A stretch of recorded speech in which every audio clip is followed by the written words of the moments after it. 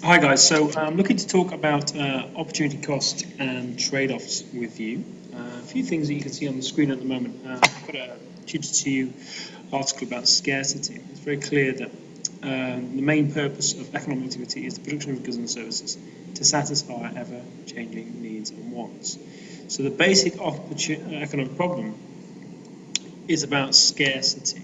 Now, what scarcity is essentially non-renewable resources and even capital, labour, are finite. You've only got a limited number of people in an economy and resources within that economy. And because of that, because of this scarcity of choice, you need to make trade-offs as an economy as to whether or not you produce certain goods or what have you. So here we see that the basic problem covers every society has to decide what goods and services we produce, how best to produce goods and services, and who's to receive those goods and services. And basically what it means is that everyone within an economy has to make choices. But the important bit for us is that we understand that governments have to make trade-offs. Okay, so scarcity in terms of the Edexcel definition is defined as resources are limited in supply. Okay, so raw materials and time is limited. Yeah. Definition for trade-off would be where a selection of one choice results in the loss of another. And the definition for opportunity cost is the loss of the next best desired alternative when choosing a particular course of action. Okay, so governments have to make choices. They have to make a choice between investing in services over manufacturing.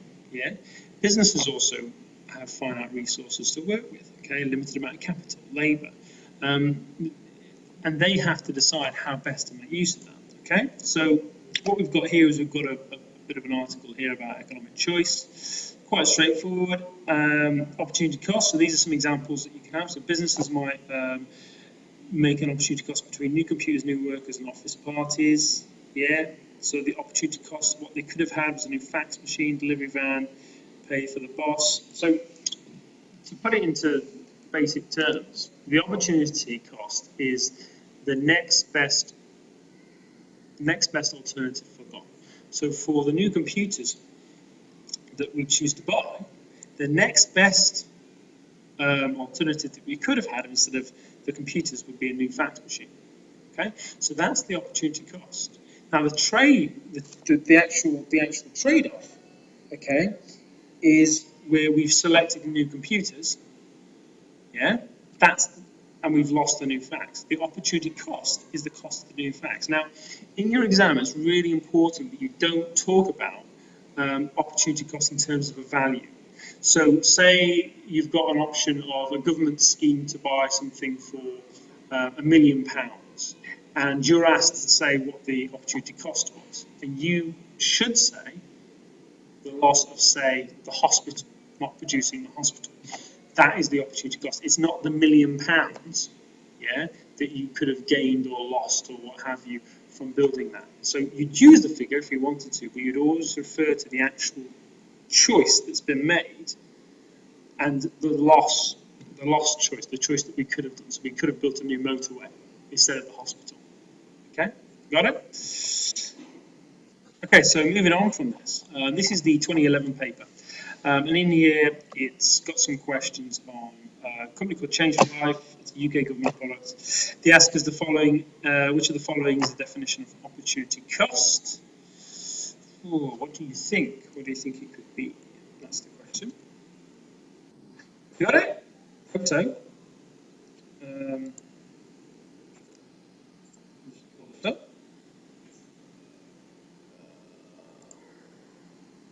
Okay, so what you should have had would be B.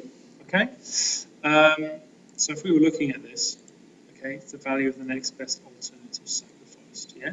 So value of the next best alternative would have been fine, but in this case, next best alternative sacrificed. Okay.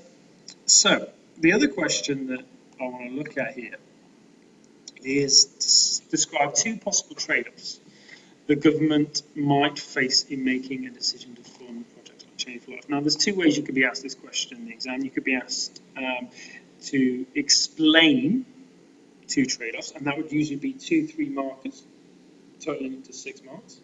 Or they might do it this way where they say describe to. Now, describe is where you define and expand upon. Okay, so you define and expand, maybe give an example, and that gets you the 4 marks. Okay, so if we look at the mark scheme here for this question, it's very, very clear about what it's saying. So you get a mark for each trade-off and a mark for each development trade-off. So a mark might be rewarded for the definition of trade-off. So you could just give a definition of a trade-off, get a mark for it. So trade-offs include health spending, education spending, spending on welfare benefits, improvements, transfer. Okay, so for example, the government may sacrifice spending this money on health spending. People who are ill might not get treatment. Okay, yeah. Also, they might have to cut education spending, and not as many people go to university. So that's 2 trade-offs. Yeah, 2 trade-offs, and 2 issues as a result of that. Okay. If I look at the examiner's report for this question, you can also see here. This is a 4-mark answer. Healthcare doesn't get the funding, so hospitals, care homes, and ambulances don't get replaced by newer technology, which might save people's lives. Yeah. Education also doesn't get the funding it could have had done to build new schools and increases the education level. Okay. So what they say is the first row is identified as healthcare. Point development is made up of ambulances don't get replaced. Same for education. Therefore, 4 marks. Now, in this example, we've given 3 trade-offs identified, but no development. So if you give us 3 trade-offs, the 3rd trade-off you won't get any marks for. If you don't develop each trade-off, yeah, you're not going to get any marks. So for this one, the government will have to decide if funding the project is the best option they have. You don't need to be saying that, okay? You don't need to waste time by explaining what the government needs to do, because that's not getting you marks. If they do funding, they may not be able to spend more money on other important necessities like education, police, NHS. Now that person's actually getting 2 or 4 marks, surprisingly, just by listing them. But it's the identification, it's the development that you get 4 marks. Okay. So just in summary, what you really need to understand is that businesses and governments all have trade-offs and opportunity costs that they have to face. So long as you can understand that businesses have similar choices to make and costs, opportunity costs when they do things, and that you don't use the figures but you use the actual choice itself within your explanation, that's what you need. Now, the 2011 paper that I showed you is the only time I can find an opportunity cost paper, opportunity cost question in the last 3 years, plus the sample assessment materials that sent out Excel. So it could be that we're due for another question on this. We'll see. But anyway, I hope that's all useful for you. And yeah, thank you very much.